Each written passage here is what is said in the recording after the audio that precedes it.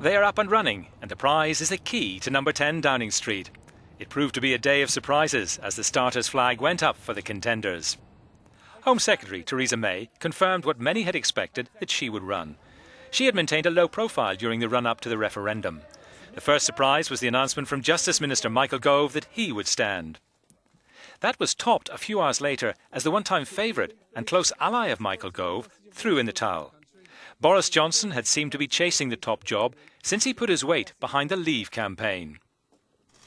The last thing I wanted was to go against David Cameron or the government.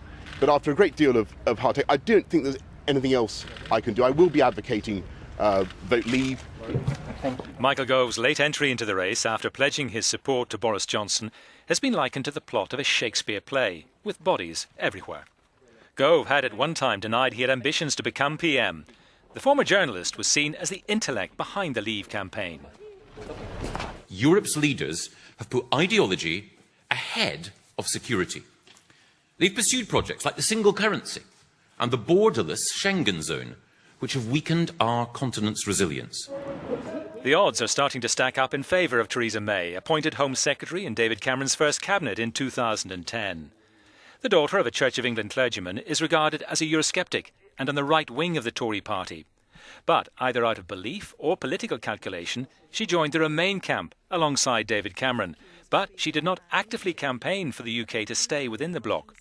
How much could that split opinion and play against her? She's played what some have thought is a very canny game in the sense of being pro-Remain, but so tepidly so if you blinked you'd have missed it. I wonder whether she hasn't sat on the fence to such a point that actually people aren't willing to vote for her, in the sense that she's managed to irritate both the Remainers and the Leavers by not committing herself wholeheartedly.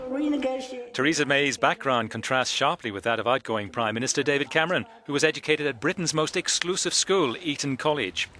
The 59-year-old attended a state school. She has set out to appeal to ordinary Britons and said in the past that the government has to work for all, not just the privileged few.